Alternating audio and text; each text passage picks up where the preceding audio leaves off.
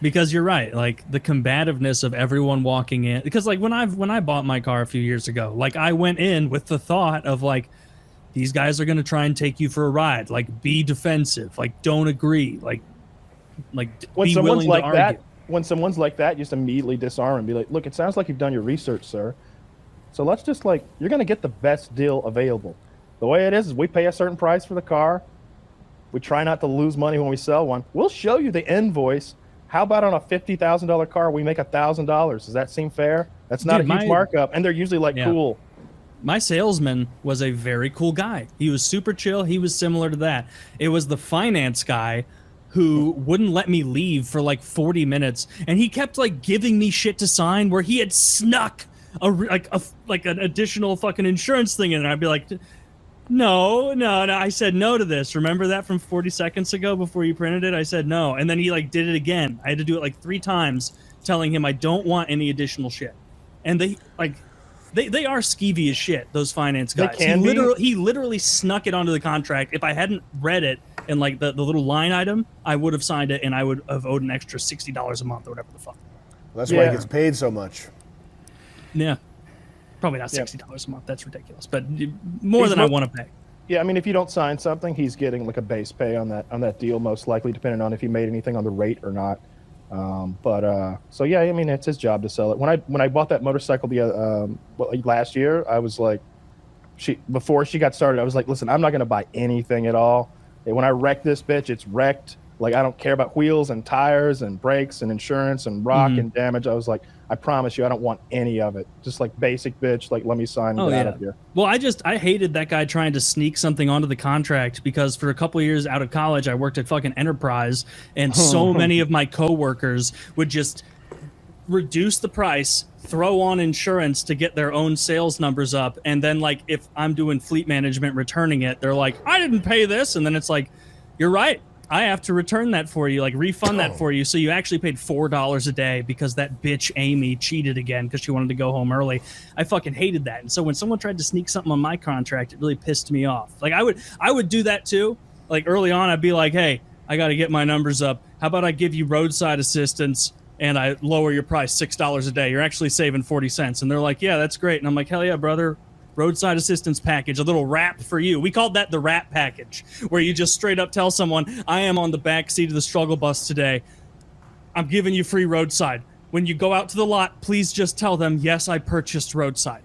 Like, just say that. And they're like, oh, that's great. Is this like an inside deal? And I'm like, yeah, yes. Like, an inside deal insofar as it makes me not get yelled at by my fucking bitch boss. We had to spoof our customer reviews because it was a corporate store. And reviews were such a big deal. And it like 99% is a fail. 99% is a fail. It's got to be 100%. And every time I sold a car from you. Every time I sold a car, I'd be like, listen, they want this 100% so bad that we can get you free oil changes, free car washes, multiples of them. You got a stain. If you just come back and bring this thing to me, they will give you anything you want short of like a new car. Like they would replace floor mats, they'd detail your car, fill it up with gas, oil changes, anything. If you would just please come back and fill that motherfucker out. And I would bribe them every time.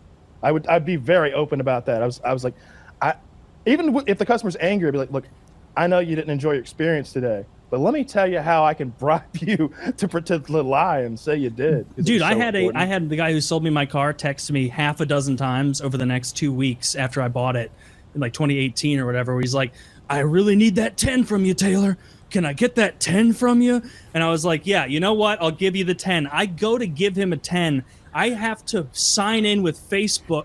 So I have to make a Facebook account to give him a 10. And I was like, is there a way to do it without making a Facebook account? And he was like, no. And I'm like, damn. Then I'm sorry, man. Like, I'm not making a Facebook to give you a 10. That's not going to happen. Oh, that's sad, man. He probably lost his job.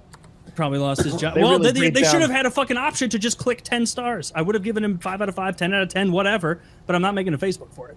That's ridiculous. I don't like it when I don't want to act like I'm a big shot, but like my Facebook has a lot of people looking at it, and when they're like, "Woody, we want you to click our business," it's like, for free, but for kindness, like People Yeah. fucking look me up. People like it. What is a big fucking deal, I need, right? I need a little cashola. Yeah, You know, I don't smooth this know. You're like, transaction. what? It's almost like, hey, we want you to mention us on your podcast. Well, I mean, you can buy that. We'll Yeah. do that for money. Yeah, Yeah. if you give us money, we'll do that. But something else I wanted to ask Sam. So you did this car sales thing for 8 months.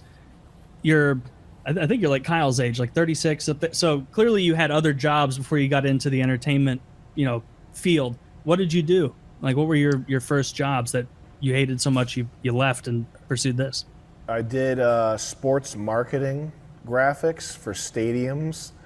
What does that mean? Like, which go sucked. Cardinals or something? Yes, it sucked. I did graphics at a motion graphics place that did stuff for like Discovery Channel and fucking National Geographic, and that sucked. And I briefly worked at an aluminum shaving, it's like a metalworking place. I worked there for 1 day. It was the worst. That was probably the worst job. How did that go? So during the years when you're working at the metal shaving place, No, the day. The day. okay, and like selling cars and making graphic designs, like what are you wanting to be doing during that time? Like and who like you've got a very unique brand of humor. Who are your influences? Like who is it that you thought was funny growing up that maybe you took a little bit from?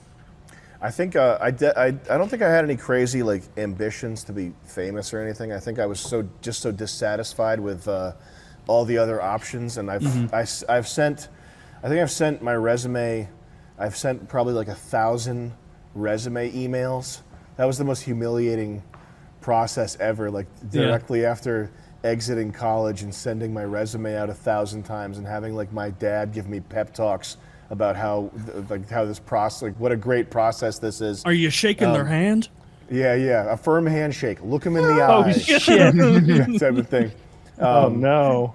So I just like, everything else was bullshit. So I became a YouTuber. That's really all there is. That's all So there you is was to like, it, man. well, people are making a bunch of retarded nonsense on Kickstarter. I can do Yeah, that. yeah. And it wasn't even like I'm gonna be the next guy. It was just like I fucking hate all this other shit.